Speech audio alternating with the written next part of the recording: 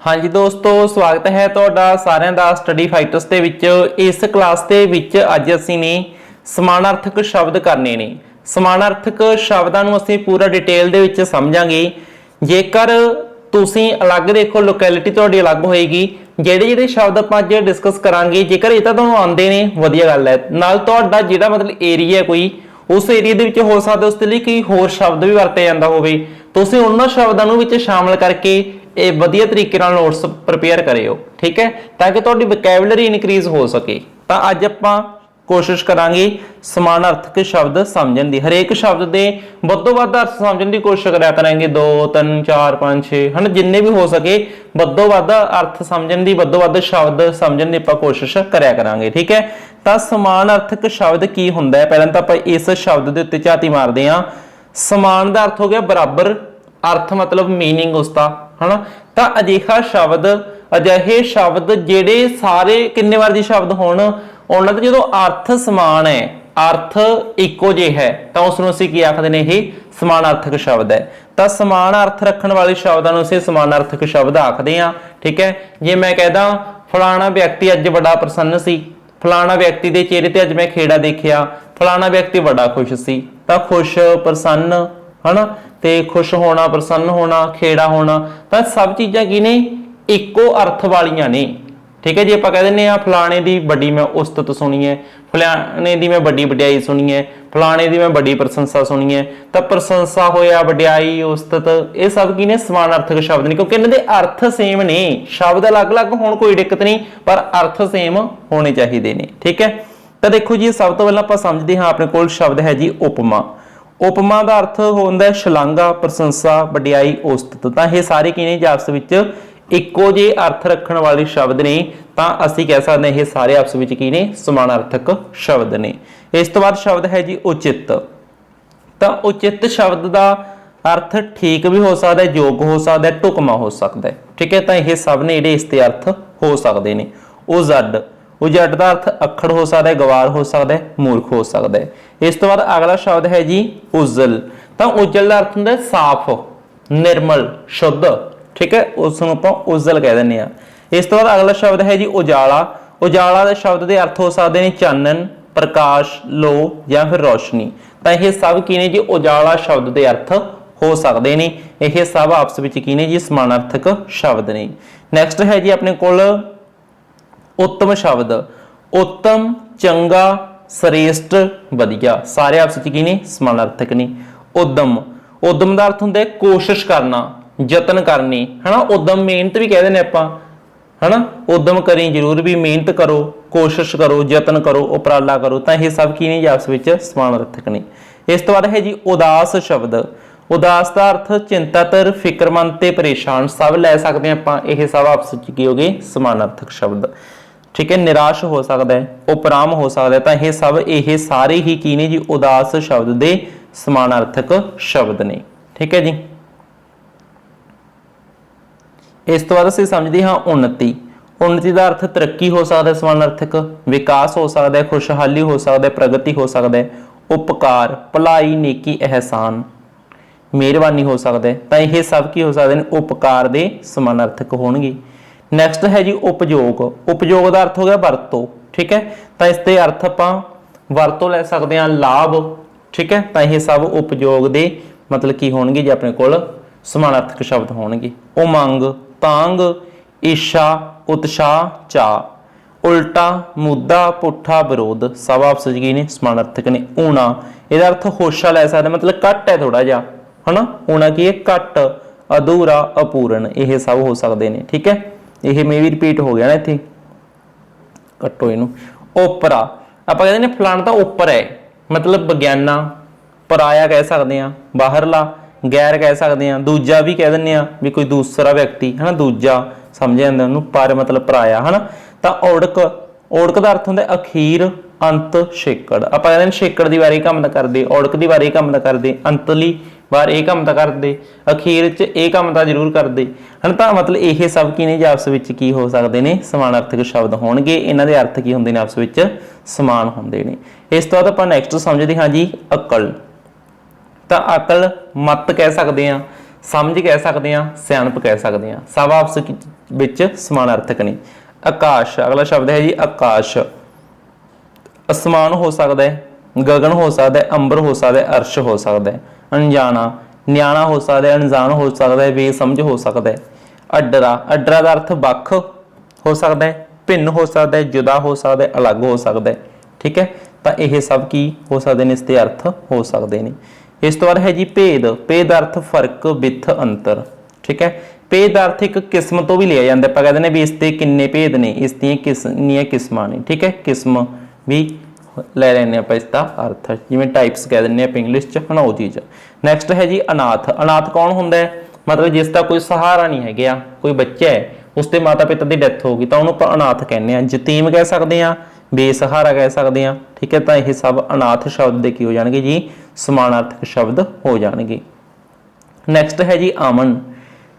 इसके समानार्थक शब्द शांति, चैन अते टिका हो जाएंगे। नैक्सट है जी अमीर, धनवान, जिहदे कोल काफ़ी धन होवे उहनूं आपां अमीर कहने आ, धनवान कह सकते हैं, धनाढ़ कह सकते हैं, दौलतमंद कह सकते हैं, सरमाएदार कह सकते हैं। ठीक है, तो ये सब की होंगे जी, दौलतमंद हो गया, धनाढ़ हो गया, धनवान हो गया, सरमाएदार हो गया। ठीक है, तो ये अमीर शब्द के समानार्थक ने। अर्थ, हुण अर्थ के अर्थ समझते हैं आपां। अर्थ का भाव भी हो सकता है, मतलब भी हो सकता है, मंतव मायना भी हो सकता है। ठीक है, तो ये सब की ने जी अर्थ के अर्थ हो सकते हैं। ठीक है, तो अर्थ शब्द के ये सब की होंगे, उस विच समानार्थक शब्द होंगे। नैक्सट है जी आरंभ। तो आरंभ का अर्थ होंगे शुरुआत।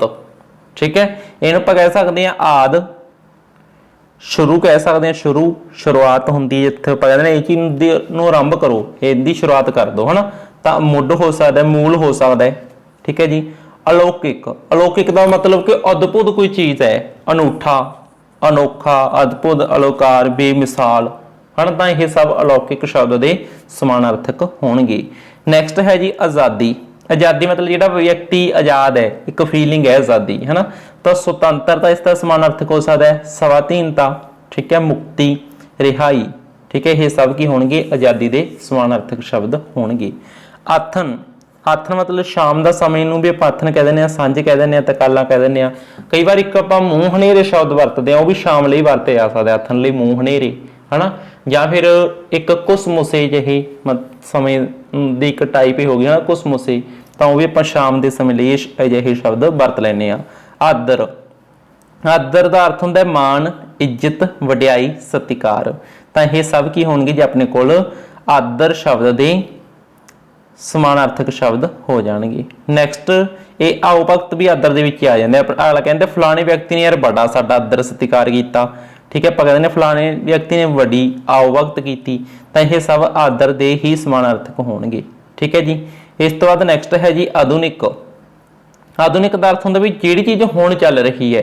मॉडर्न, मॉडर्न कह दें भाई चीज़ कितनी मॉडर्न है, तो मॉडर्न मतलब कि आधुनिक। अजोका कह सकते हैं आप इनू, मौजूदा कह सकते हैं, वर्तमान कह सकते हैं। नवीं चीज़ जिन्हों भी आप आधुनिक कह दें, है ना, भी आधुनिकता आ गई, नवीं चीज़ आ गई।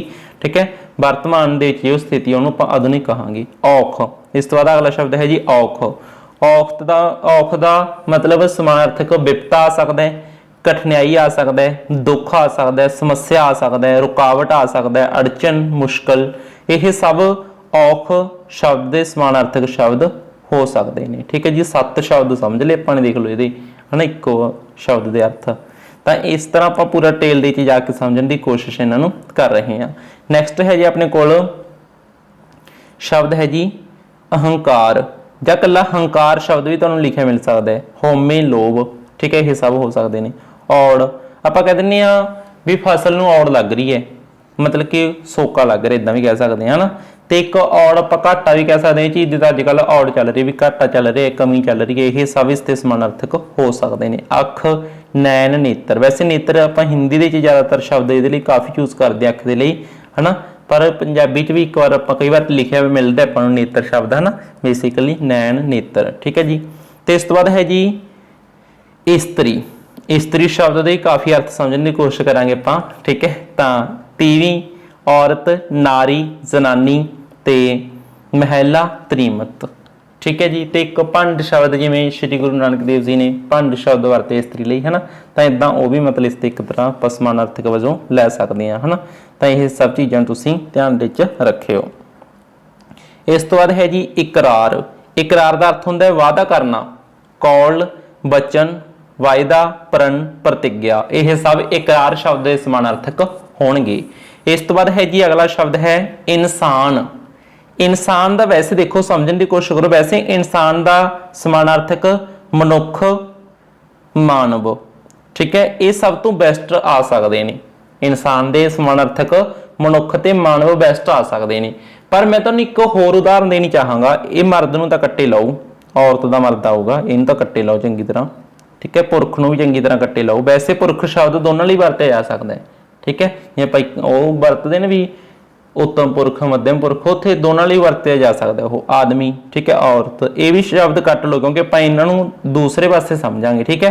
हुण जे बंदा शब्द है, कई बार आपां मतलब नॉर्मली गल करदे आ भी आदमी ने ये करता, आदमी ने ये खोजां करतीआं, तो उत्थे आपां मेल फीमेल की गल नहीं करते। कई बार आदमी शब्द नूं आपां वैसे इंसान लई यूज कर लैंदे आ। मैं तां लिखे सी इत्थे ही बंदा शब्द है, हुण वैसे बंदा मेल या फीमेल का ना चक्कर मनो, कई बार बंदा शब्द बेसिकली इंसान लई वरत लिया जाता है, ठीक है। पर तुसीं की करोगे, मैं तुहानूं रिकमेंड करांगा तुसीं इसते ये तिन्न ही लिख लो, बाकी आपां दूसरे तरह अलग समझ लांगे, ठीक है। तो इसते ये तिन्न मनुख ते मानव लिख लो इंसान दे, ठीक है। तो हुण इन्हां नूं अलग तो एक समानार्थक शब्द बना लेने, इन्हां नोट कर ले तिन्न नूं, इन्हां नूं आपां अलग तो बना लैंदे आ एक समानार्थक शब्द भी आदमी, पुरख ते मर्द, यह की ने आपस विच समानार्थक शब्द ने, क्योंकि आदमी, पुरख, मर्द इन्हों आपां मेल की कैटेगरी च गिनते हैं, ठीक है। तो मैं इन्हों अलग कटता। वैसे नॉर्मली वरते जा सकता है मतलब शब्द आपां कह दिंदे भी आदमी ने यह खोज करती, मतलब कि वो सिर्फ मेल ने नहीं की, उत्थे फीमेल लिए भी कई बार वरत लैंदे आपां, नॉर्मली बंदा शब्द वरत लैंदे आ, है ना। वैसे बंदा तो बंदी ना बना दे, वो अलग मैटर एक जस्ट, चलो तुसीं बस इदां याद रखो इंसान दे तुसीं मनुख ते मानव ये दो वरत लियो, दो ये वरत लियो, तीन भी ना वरतो छड्डो, ठीक है। तो इंसान के समानार्थक तुसीं की लिखोगे मनुख ते मानव लिख लो, इन्हां सारिआं नूं आपस विच समानार्थी मान लो, आदमी, बंदा, पुरख, मर्द, ठीक है जी। हुण तां खुश हो। इस तो बाद आपां गल करदे हां जी, इस तो बाद आपां गल करदे हां सस्ता शब्द है अपने कोल सस्ता, सवला आ सकता है, इसका अर्थ हौला आ सकता है, हल्का, मामूली, आम, ये सब की होणगे जिसते समानार्थक शब्द होणगे। आपां कहदे ने ये चीज़ तो बिल्कुल सस्ती है ना, इन्ने सस्ते ने दिल यारां दे, तो वह मतलब सस्ते नहीं, मतलब कि मामूली जी गल नहीं हैगी, इन्ने आम नहीं हैगे, है ना। तो इस तरीके नाल सस्ते का अर्थ हल्का, आपां कहदे ने ये चीज़ तो जमी सस्ती जी है, हल्की चीज़ है, इदां है ना सवला। तो इस तो बाद है जी संकोच शब्द। संकोच शब्द के अर्थ की हो सकते हैं, इसका अर्थ हो सकता है संग, शर्म, झिझक, लज्जिया, तो यह सब संकोच शब्द के अर्थ हो सकते हैं। संयोग, संयोग का अर्थ होंदा है मेल, की होंदा है मेल, संगम, ढो, समागम, ठीक है। कई बार संयोग का अर्थ आपां उधर भी जोड़ लें, जिवें जोड़ होना है ना, जोड़ या फिर मिलाप, बसल, ठीक है उधर, पर उन्होंने आपां एक अलग समानार्थक के रूप में भी समझ लांगे, टेंशन लो, ठीक है, समझांगे उन्होंने भी। तो संयोग का अर्थ मिलना हो गया, ठीक है, मिलना हो गया, मेल हो गया, संगम हो गया, ढो हो गया, समागम हो गया। इस तो बाद अगला शब्द है जी संतोख। तो संतोख शब्द का की अर्थ हो सकता है रज, तृप्ति, सबर, तो यह सब की हो सकते हैं संतोख शब्द के समानार्थक हो सकते हैं। संतोख का अर्थ संतुष्टि तो भी लै लिया जाता है, आपां कहते हैं ये चीज़ दी मैनूं संतुष्टि होगी, है ना, तृप्ति होगी, तो संतुष्ट भी शब्द इसका हो सकता है, ठीक है। नैक्सट है जी अपने को सभ्यता। तो सभ्यता का अर्थ तहजीब हो सकता है, शिष्टाचार हो सकता है, ठीक है जी। तो स्वार्थ शब्द, स्वार्थ का अर्थ होंदा है गौ हो सकता है, गौ जिवें कहने गौ पसियावे ज्यों भावें गिले ही होण, इदां दी मतलब एक कहावत टाइप जी बनी हुई है, ठीक है। तो गौ मतलब गर्ज, ठीक है, तो भी उस तो बिना भी गर्ज तो बिना फर्ज नहीं पूरे होंगे, इदां एक मतलब ये भी गल कही जाती है, जे गर्ज है तो ही फर्ज पूरे करते हैं, आप फर्ज क्यों पूरे कर रहे हैं, अपन गर्ज है उत्थे, अपन कोई स्वार्थ है वो पिछे अपना, है ना। तो इस तरह नैक्सट है जी अपने को सवेर शब्द। सवेर शब्द का समानार्थक हो सकता है जी शाह वेला, प्रभात ते अमृत वेला, ठीक है जी। नैक्सट है अपने को सूखम। सूखम का अर्थ होंदा है बरीक, नाजुक, कोमल, पतला, ये सब इसते समानार्थक होणगे। सोहना शब्द, ठीक है। एक मैं देखो जिवें कह भी रही हाँ भी तुहानूं ये पूछ लिया ना भी सूखम शब्द का अर्थ, तो तुसीं इसते समानार्थक ही दसने होने, ठीक है जी। अर्थ पूछते हैं आप कहते हैं चीज़ का की अर्थ है, इसका मतलब इसके समानार्थक ही दस दो, ठीक है भी। समानार्थक शब्द कोई आंदा उस ते अर्थ वजों ही उत्थे कंसीडर हुंदा है, ठीक है। तो सोहना शब्द का समानार्थक सुंदर हो सकता है, खूबसूरत हो सकता है, मनोहर हो सकता है, आकर्षक हो सकता है, वधिया हो सकता है, प्यारा हो सकता है। तो यह सब की नहीं सोहना शब्द के अर्थ हो सकते हैं। इस तो बाद है जी शुद्ध शब्द, ठीक है। शुद्ध का अर्थ पाक हो सकता है, आप कहते हैं ये चीज़ किन्नी पाक है, पाक पवित्र रूहां है ना। तो पाक पवित्र सुच्चा खालस ये सब की हो सकते हैं शुद्ध शब्द के समानार्थक हो सकते हैं। नैक्सट शब्द है जी अपने को हुशियार। हुशियार आप कहते हैं सावधान, चौकन्ने हो जो, सजग, चतर, चलाक, सुजान, यह सब की होंगे हुशियार शब्द के समानार्थक शब्द होंगे। देखो 6 शब्द लिखा ते पणिक दे अर्थ है ना।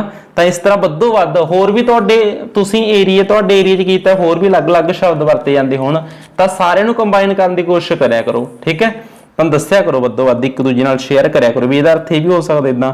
खराब शब्द गंदा, मंदा, भैड़ा, बुरा, ठीक है जी। खुशबू, खुशबू का अर्थ महक हो सकता है, सुगंध हो सकता है, वासना हो सकता है। खुशी, खुशी का अर्थ प्रसन्नता हो सकता है, आनंद हो सकता है, सरूर हो सकता है, खेड़ा हो सकता है, ठीक है। ये सब की ने जी खुशी शब्द के समानार्थक शब्द हो सकते हैं।